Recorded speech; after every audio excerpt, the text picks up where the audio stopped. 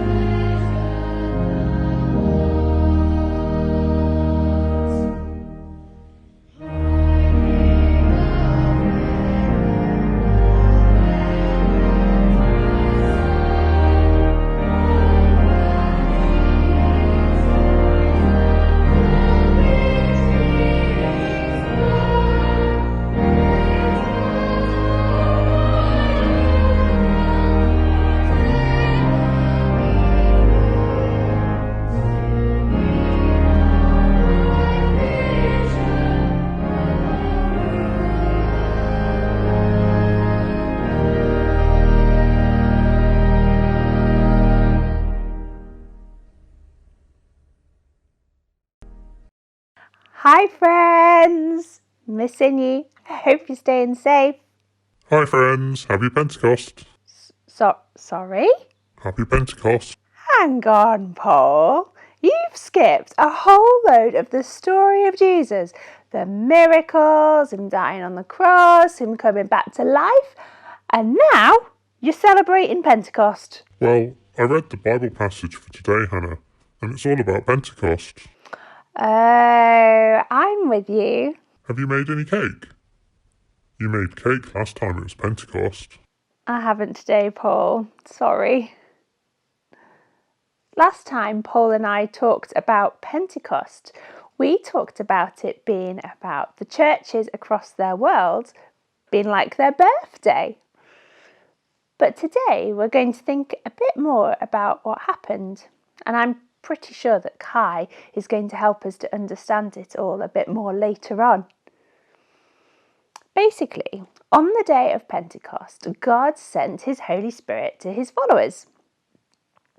Right, go get a pen and a scrap of paper. Quick now. Make sure the pen's not permanent.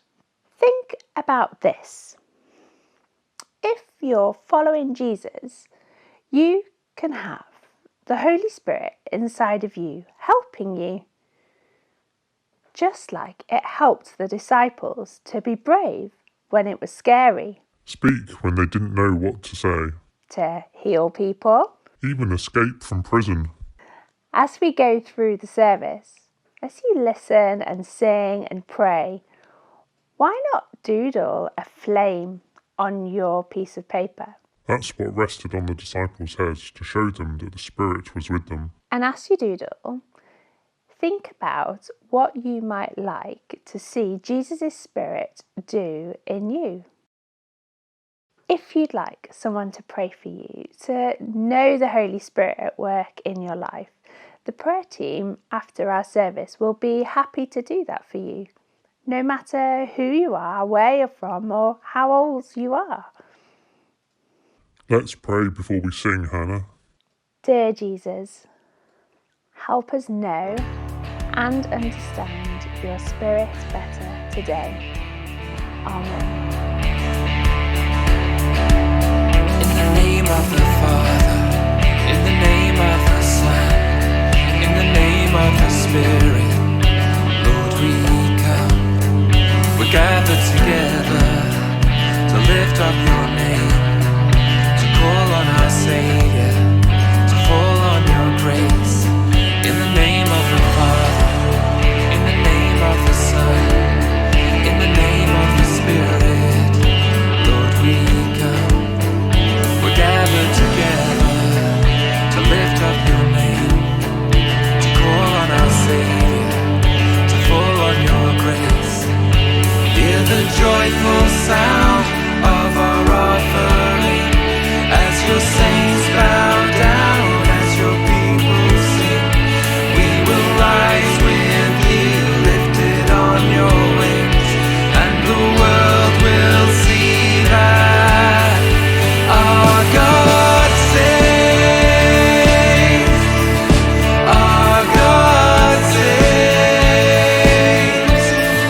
There is hope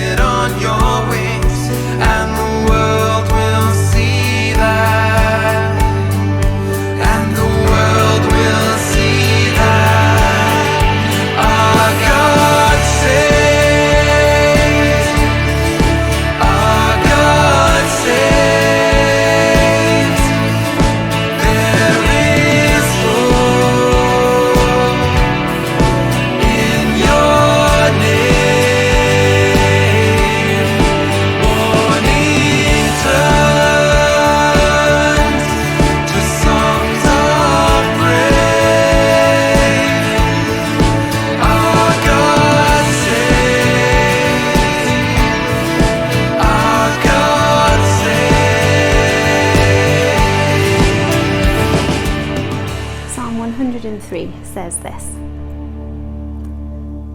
"The Lord is compassionate and gracious, slow to anger, abounding in love. He will not always accuse, nor will he harbour his anger forever. He does not treat us as our sins deserve, or repay us according to our iniquities.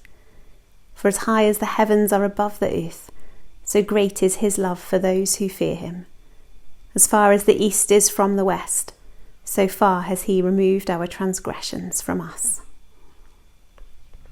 And so, should we just take a moment to think about those words and the fact that we have a loving and compassionate God who, despite all our fallenness, despite the fact that we are far from perfect, loved us so much that he sent Jesus to pay the price for our sin, to make a way that we might be reconciled with him. And so with thankful and contrite hearts, shall we just bring to mind those things that we need to seek forgiveness for? Almighty God, I confess with my whole heart my neglect and forgetfulness of your commandments, my wrongdoing, thinking and speaking, the hurts I have done to others, and the good that I have left undone. Forgive me, for I have sinned against you, and raise me to newness of life, through Jesus Christ our Lord. Amen. May God, who loved the world so much that he sent his Son to be our Saviour, forgive you and me from our sins, and may he make us holy to serve him in the world, through Jesus Christ our Lord. Amen.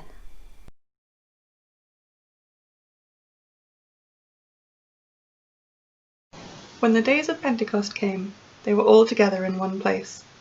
Suddenly a sound like the blowing of a violent wind came from heaven, and filled the whole house where they were sitting. They saw what seemed to be tongues of fire that separated and came to rest on each of them. All of them were filled with the Holy Spirit and began to speak in other tongues as the Spirit enabled them. Now there were staying in Jerusalem God-fearing Jews from every nation under heaven. When they heard this sound, a crowd came together in bewilderment, because each one heard their own language being spoken. Utterly amazed, they asked, "Aren't all these who are speaking Galileans? Then how is it that each of us hears them in our native language?"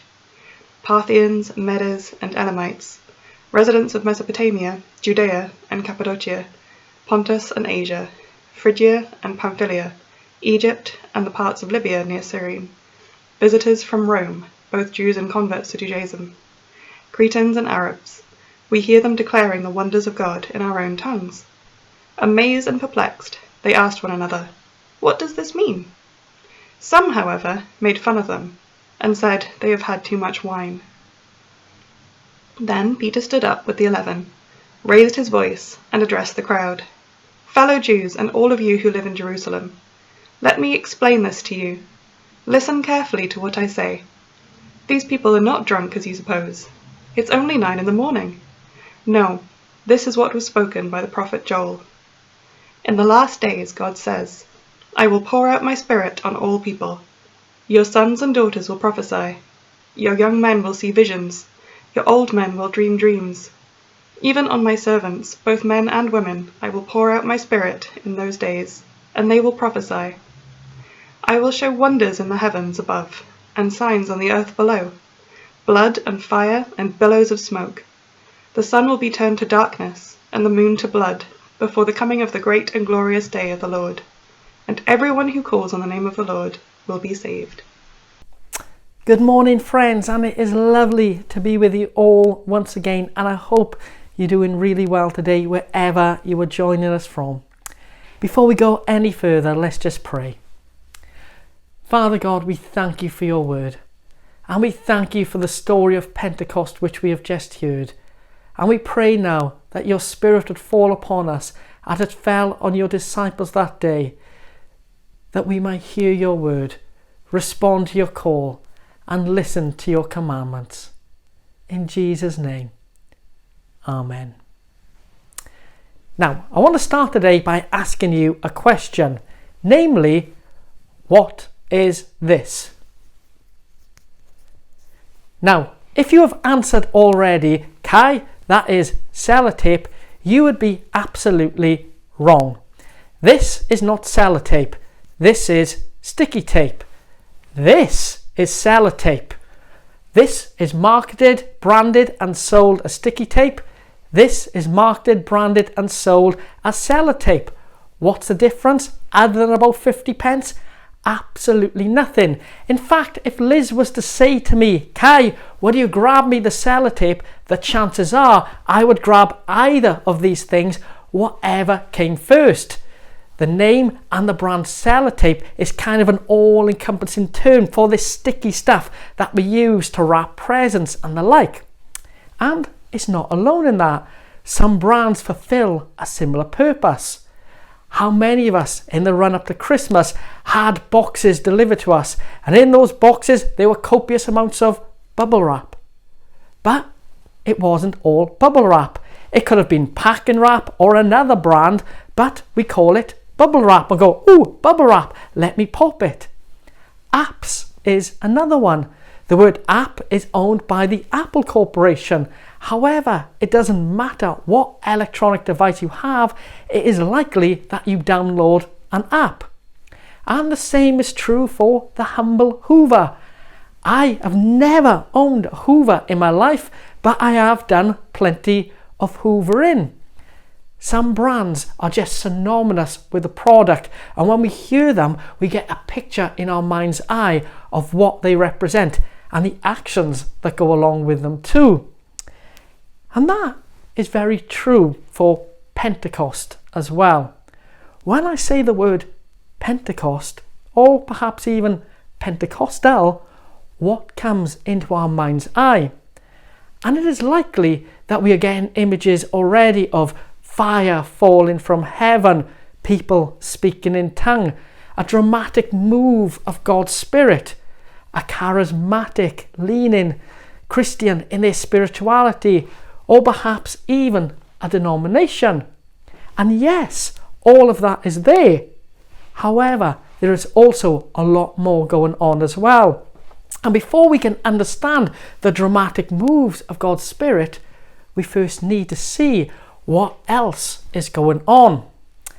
You see, Pentecost we remember as a Christian festival which much of the church celebrates in May or June, 50 days after Easter.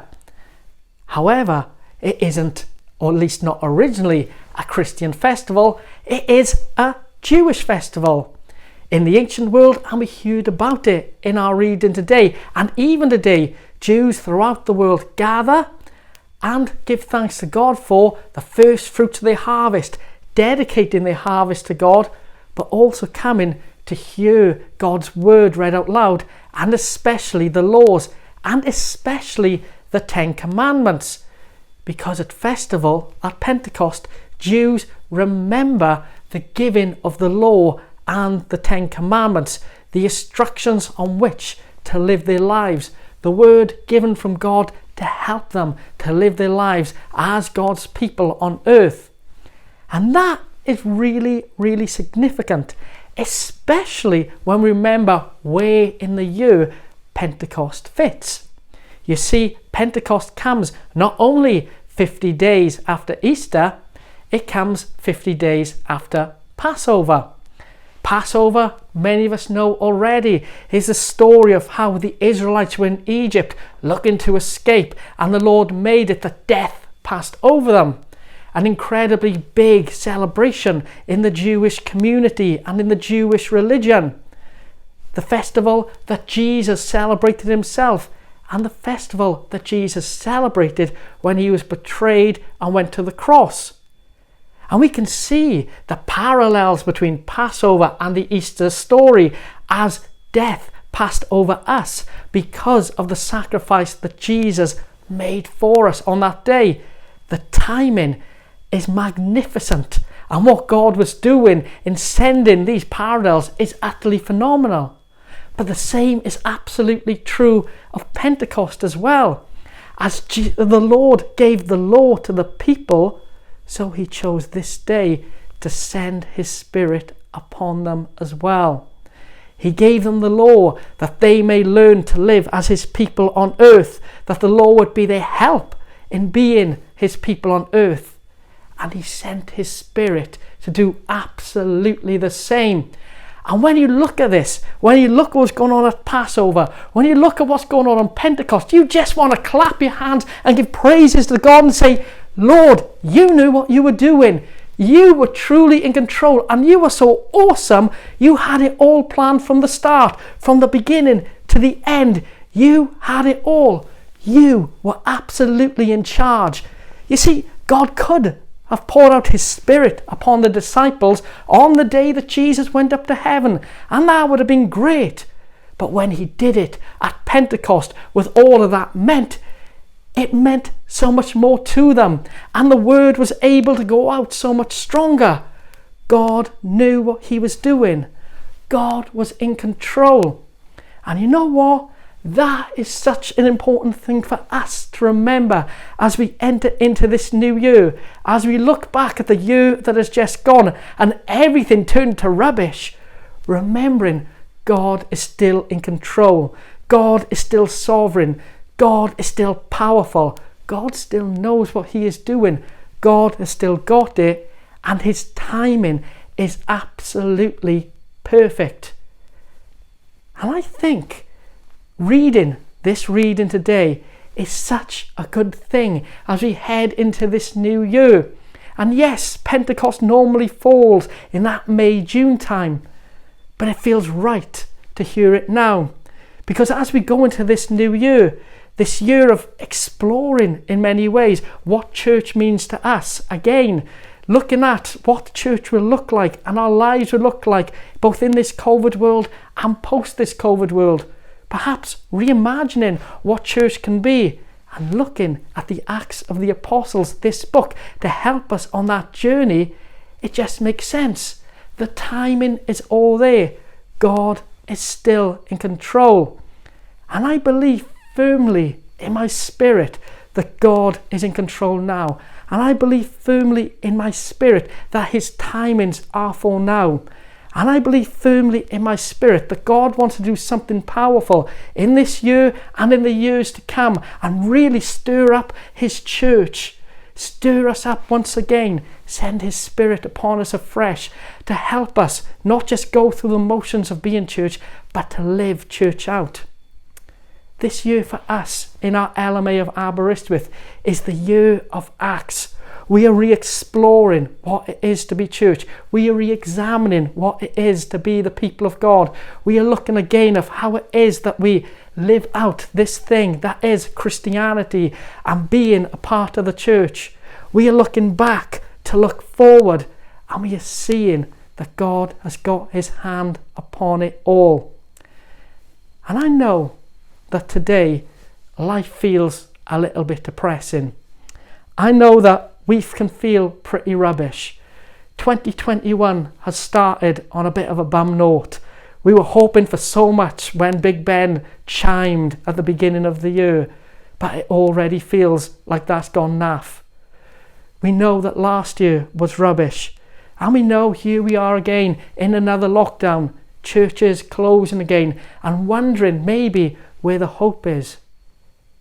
But we cling on to this story because it shows us afresh, it shows us over and all, God is completely in control and his timings are good. And God has got something in store for us which is so much greater, so much better than we can imagine. We lift everything to God today and we pray, Lord, that you would indeed send your Spirit upon us and that you would stir up your church. We may feel like we are those apostles in that upper room, stuck in, locked in even. But God is doing something. God is still at work. And as they were there wondering, Lord, what is happening? Scared for their lives. So God moved. And God is moving now. And he will move. He is an awesome, wonderful, mighty God. Let us praise his name. Amen.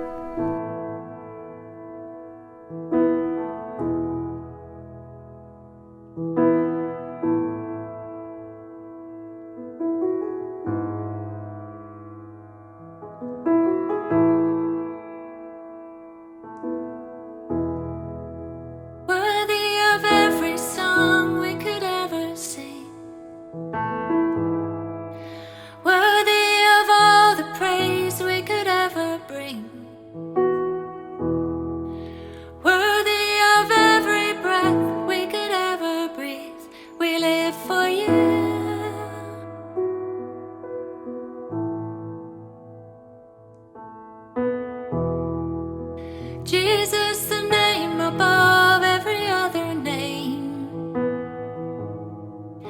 Jesus, the only one who could ever save. Worthy of every breath we could ever breathe. We live for you. We live for you. Holy, there is no one like you. There is none beside you. Open up my eyes in wonder. Show me who you are and fill me with your heart and lead me in your love to those around me.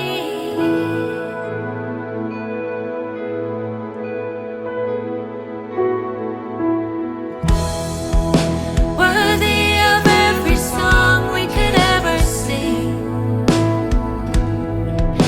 Worthy of all the praise we could ever bring, Jesus. Worthy of every breath we could ever breathe. We live for you.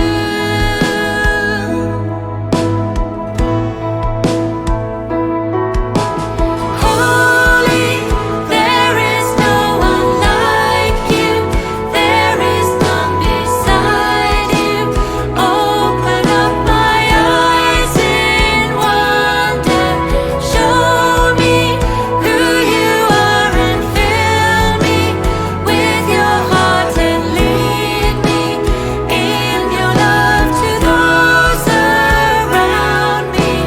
Holy, there is no one like you. There is none beside you. Open up my eyes in wonder. Show me who you are and fill me with your heart and lead me in your love to those around me.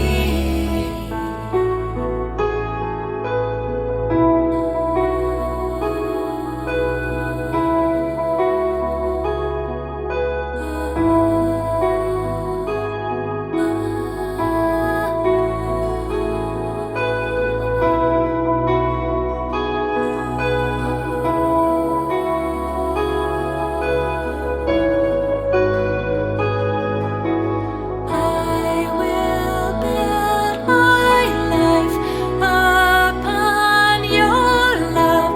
It is a firm foundation. I will put my trust in you alone, and I will not be shaken. I will build my life upon your love. It is a firm foundation. I will put my trust in you alone, and I will not be shaken. Holy, there is no one like you.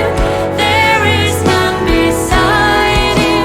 Open up my eyes in wonder. Show me who you are and fill me with your heart and lead me in your love to those around me.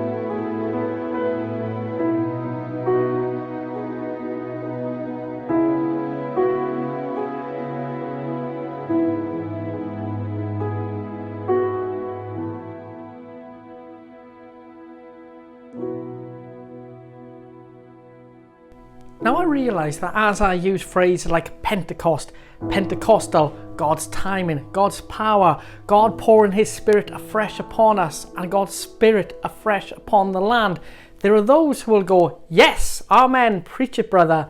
And those who go, oh, here we go again, do we have to? And to those who go, yes, preach it, brother, I say amen back. Yes, of course, thank you very much. But to those who go, oh, here we go again, do we have to? I just say, I get it. And for those especially who might feel cynical, even scared about the move of God's Spirit, I totally get it. I grew up in a very charismatic evangelical Anglican church in Mae'r in South Wales.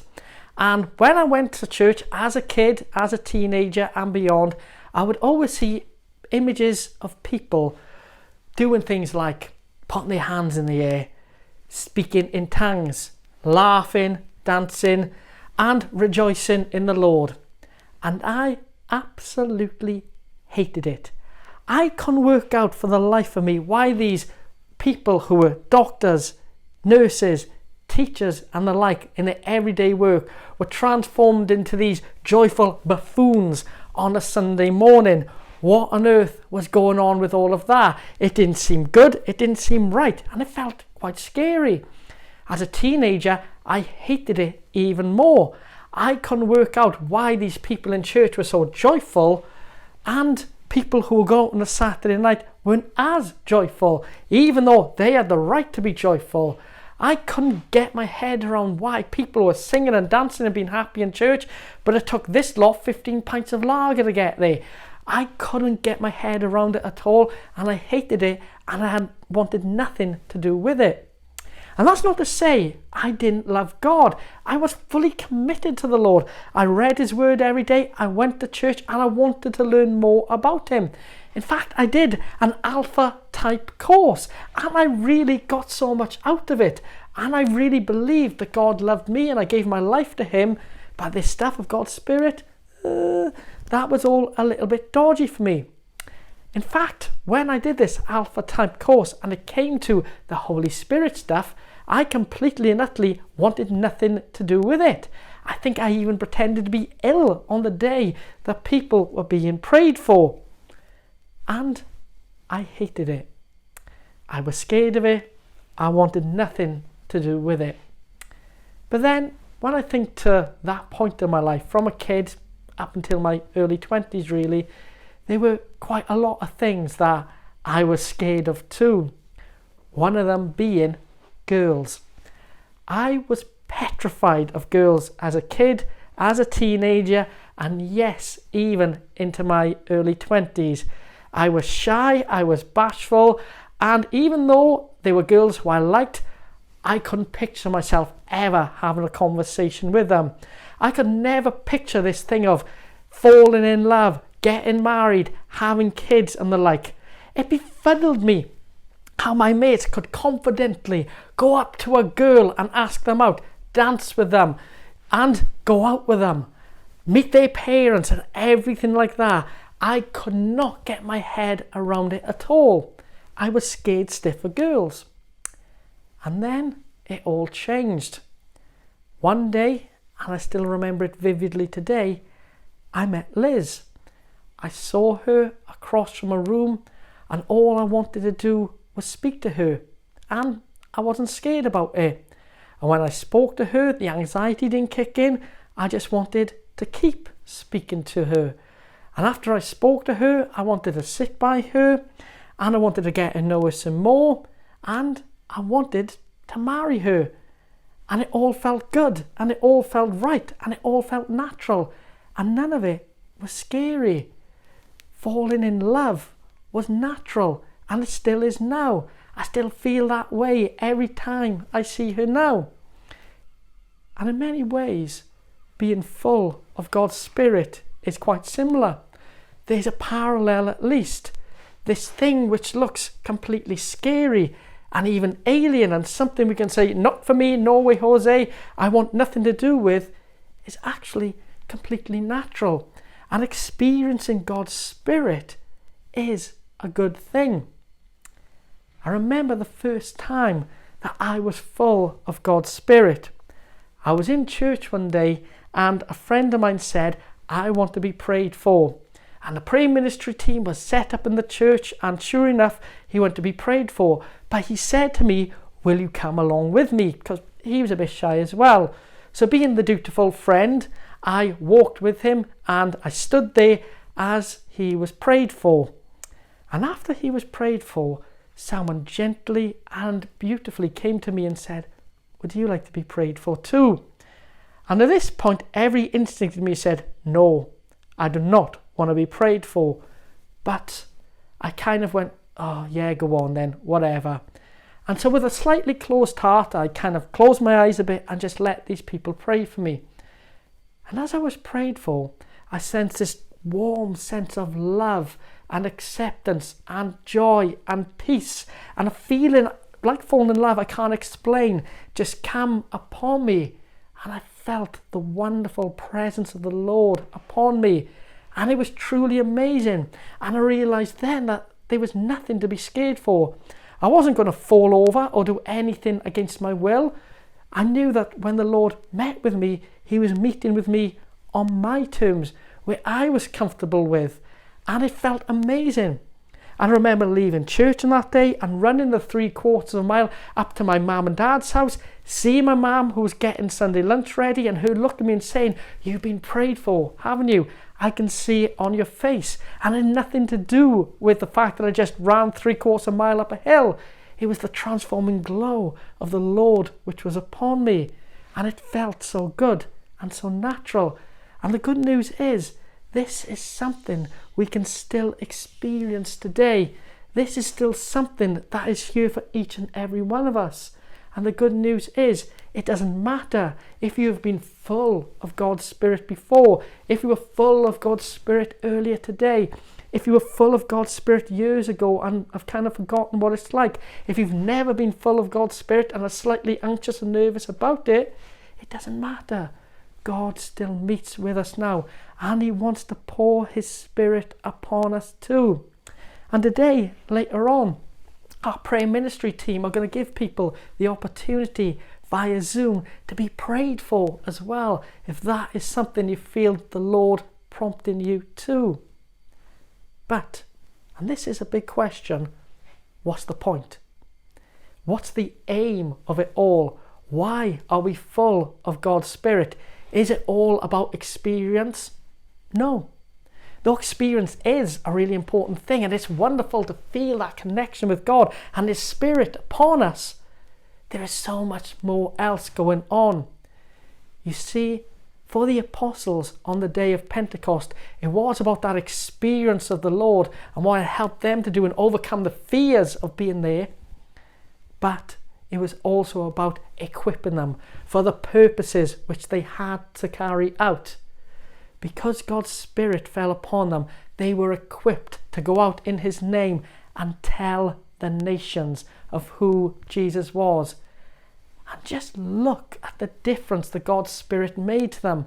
They went from being these shy, retiring, scared people locked up in the room, possibly without the ability to speak, certainly not to a crowd, to people who were willing to go out, to put their lives on the line, to die in many cases for the sake of the kingdom of God, for the sake of Jesus and his gospel.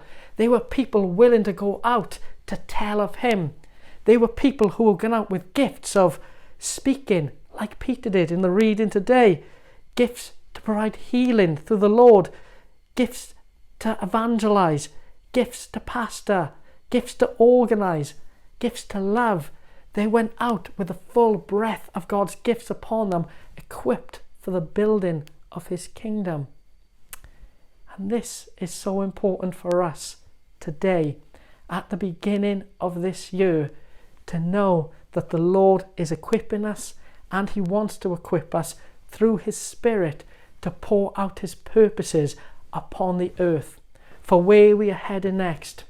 We've already talked about God stirring up his church in this COVID world and this post-COVID world. But how do we get there? By being his body on earth, by using the gifts which he gives to us, by using the gifts that he gives to us through equipping, by sending his Spirit upon us. And here's the news to each and every one of us. If you believe in the Lord Jesus Christ, if you have given your life to him, if you are a Christian, the Lord wants to equip you, and perhaps already has equipped you with the gifts to do his work, to build his kingdom on earth.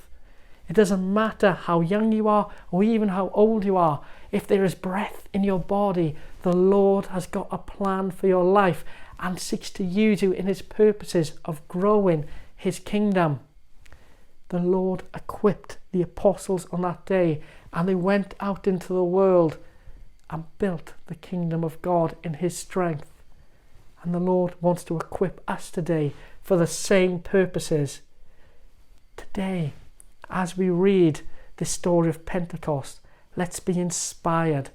Let's be inspired by how God is sovereign, how he is in control. Let's be inspired that we don't need to be scared, but we can experience what it is to be blessed by the Lord and his Spirit. Let's be inspired to be equipped to go out and see his church grow, to see his kingdom come, to see his kingdom grow all the more here on earth, to see his kingdom grow in Aberystwyth, in South Wales, in Mid Wales, in North Wales, throughout the land, throughout the world in fact, to see the name of Jesus be spread and to see more and more people come to know him. May we be equipped to speak boldly, to speak of love, to pastor in our hearts with love, to do the things that need doing so that God's kingdom may be built. May we be equipped to be the people who God has created us to be, and may we be blessed and anointed in his Spirit to do just that. Now, as I said, prayer ministry is going to be open for those today who perhaps would like to feel and receive God's Spirit for the millionth time or the first time, or well, any number in between. But right now, I just want to pray for us that God's Spirit would fall. And if this is something that's just not for you, please feel free not to join in for this. But if this is something for you, please feel free to join in too. Perhaps symbolically just open up your hands in a way of receiving. If it's comfortable for you to stand up, if it's comfortable for you to sit down, just be still and be there waiting and ready for the Lord to meet with you. And so let's just pray. Father God, we do thank you for your word. We thank you for the book of the Acts of the Apostles. And we thank you for the story of Pentecost and how your Spirit fell on that day. And how, as your Spirit fell, your apostles experienced you in their hearts. And having experienced you in their hearts, you equipped them to go out into the world to tell of your kingdom. And we pray that at the beginning of this year, at the beginning of this year of Acts, in a world that is changing, and as we feel locked up in an upper room sometimes ourselves, you would pour your Spirit out upon us now.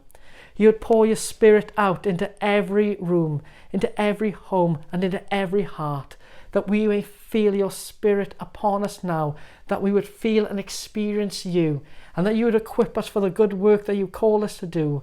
We pray that you would pour your Spirit upon us now. Come, Holy Spirit, fall afresh, we pray. Come, Holy Spirit, fall upon us now, we pray. Come, Holy Spirit, pray, we ask of you, and bless us in your mighty name. Send us out to do your work. In this year of Acts, may your kingdom truly come. May your kingdom fall upon us. In Jesus' name we pray. Amen.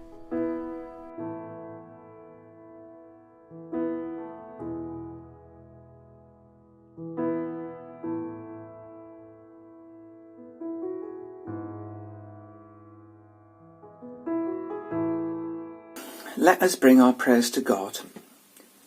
Let us pray.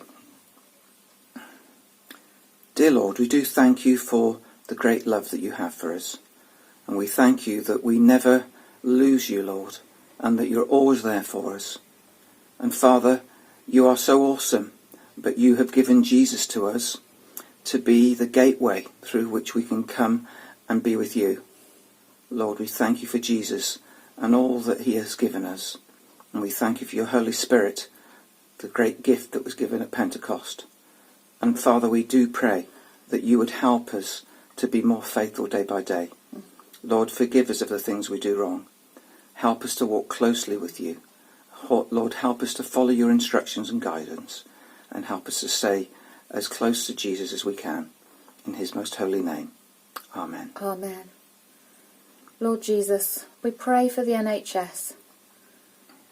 Lord, how they are struggling at this moment in time, and our heart goes out to all those who work in the NHS. Jesus, we ask you to, by your mighty power, to help them, to help the staff there, Lord, in these hospitals where they're just struggling so much. Lord Jesus, we pray for your special power, Lord, to help nurses and doctors. Give them strength, Lord, where they haven't got strength. And let there be many stories after this, Lord, of times that you've helped them, where you've come along, Lord. Send your angels to help these staff, Lord. Amen. Amen.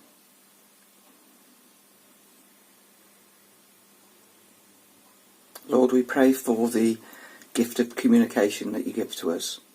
And Lord, we pray particularly at the moment during the lockdown about the different ways of communication that you have helped us to use.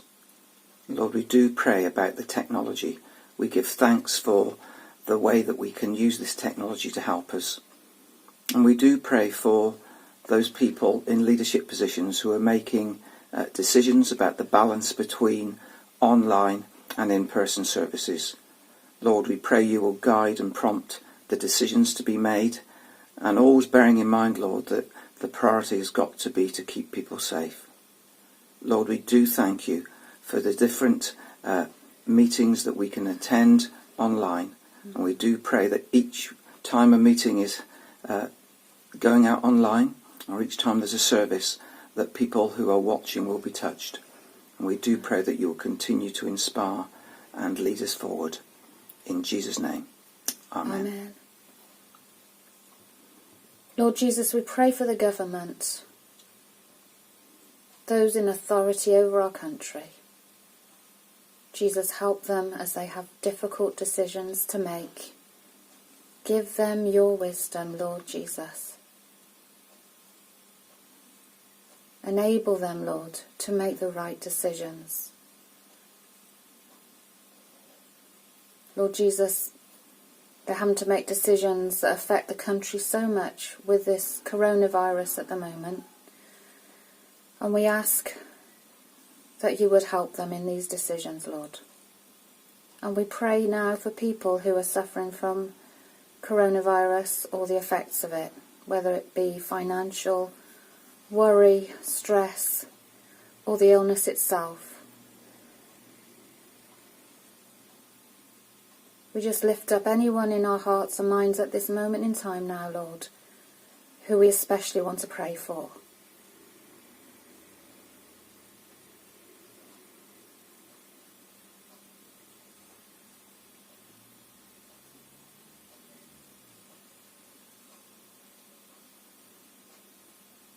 Amen. Amen. Dear Lord, we also want to pray today for young people in particular. Father, you know how important it is for young people to have a social life and to meet with friends. And Lord, we just pray for them that they will not suffer too much through this lockdown. We do ask that parents and carers and other family members would rally round to do whatever they can to help their youngsters. Lord, we do pray that you would protect the mental health of these young people. And we pray for young people who go to school or college or university who at the moment are having to be taught remotely. Father, we do pray that you would be with them and that you would help them. And Lord, we pray for the teachers and the lecturers, and we ask that you would give them the right approach. You'd give them the inspiration they need to help the young people, Lord, and to guide them carefully. Father, we do pray that those young people who are who were going to be doing exams in the summer. Lord, we just pray for them because they have had the goalposts changed, and we just pray that whatever the outcome of their courses will be, we pray that they will get the grades that they deserve. Father, we do ask that you will watch over the young people in Aberystwyth and keep them safe until we can start to regain some of our previous freedoms, Lord. We ask this in the name of Jesus Christ, our Saviour. Amen. Lord Jesus, we want to thank you. We thank you for your Holy Spirit. We thank you for the beauty of this creation that you've so freely given to us. We thank you that we have freedom in this country to express our faith and to worship you and to share our faith with others. We thank you for our health.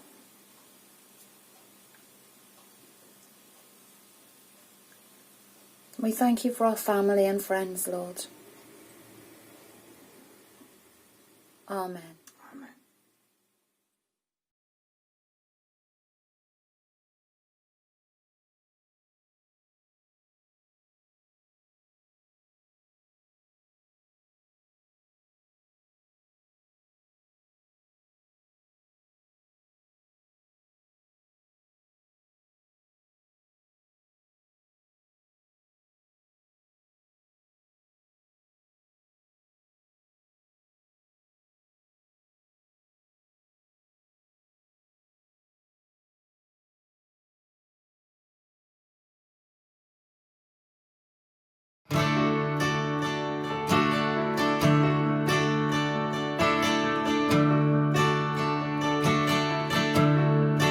O church, arise and put your armor on. Hear the call of Christ our captain. For now the weak can say that they are strong in the strength that God has given. With shield of faith and belt of truth, we'll stand against the devil's lies. An army bold, whose battle cry is love, reaching out to those in darkness.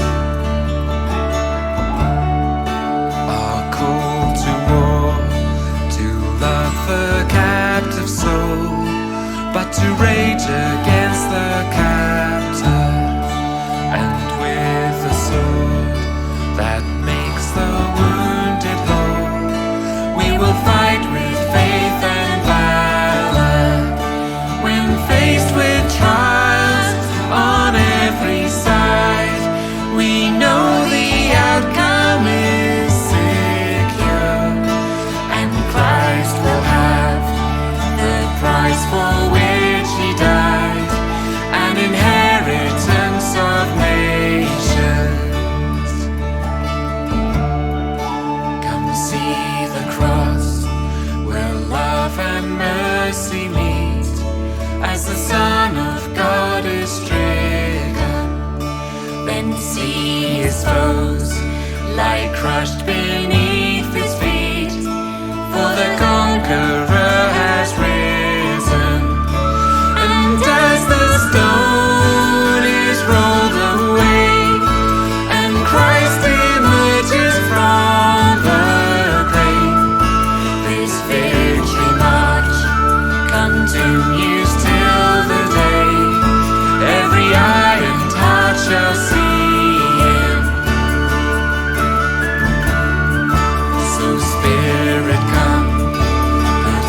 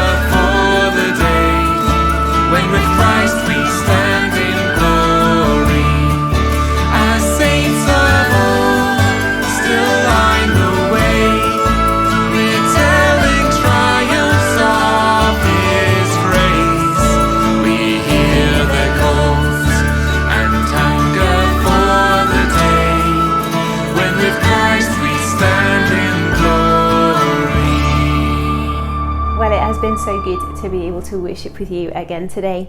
And just as we prepare now to bring our service to a close, I want to remind you that there is loads going on during the week, from daily opportunities to come together to pray, to our all new crafternoons with Hannah and Paul to help you keep your little ones entertained. And we've got life groups, which gives us an opportunity to come together as smaller groups to study and to pray together, and so many other things. So please do take a look at all our social media pages if you want to know what's going on, and if you'd like to sign up to our weekly newsletter, or if you want any information about what we've going on, or even if you need some help or some support for any reason whatsoever, if you think we might be able to help you, then please do get in touch with the office. There's also information on our website about how you can support our work here financially. But today Kai has talked so passionately about the fact that we believe that God has big plans for us. And when I say that, I don't mean that God's got big plans for us here in Aberystwyth. I mean that we believe that God has big plans for us here, for us as a nation, and for his worldwide church. And here's the thing, we believe that God has big plans for each and every one of us, and that each and every one of us has a part to play in God working out his purposes in this world. But in order for that to happen, my goodness, do we need his Holy Spirit. We need his Holy Spirit to teach us and equip us and strengthen us, to grow in us his fruits, and to empower us with his spiritual gifts.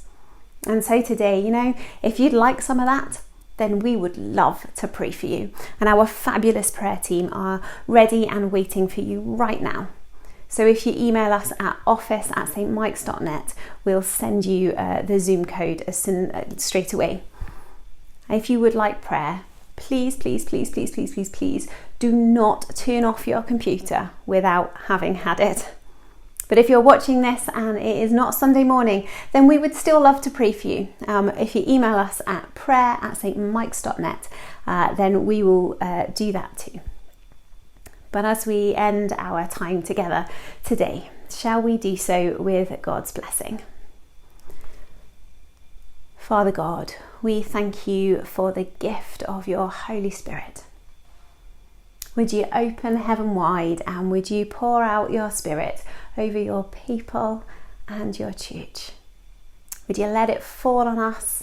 Would you let it change our hearts, renew us and empower us? Empower us with your gifts of teaching and miracles and healing and helping others and leadership and so much more. But most of all, Lord, would you empower us by your Spirit to love you with all our hearts and souls and minds, and to love others and see others as you do. The blessing of God Almighty, the Father, the Son and the Holy Spirit be with you and all those that you love and pray for, today and always. Amen.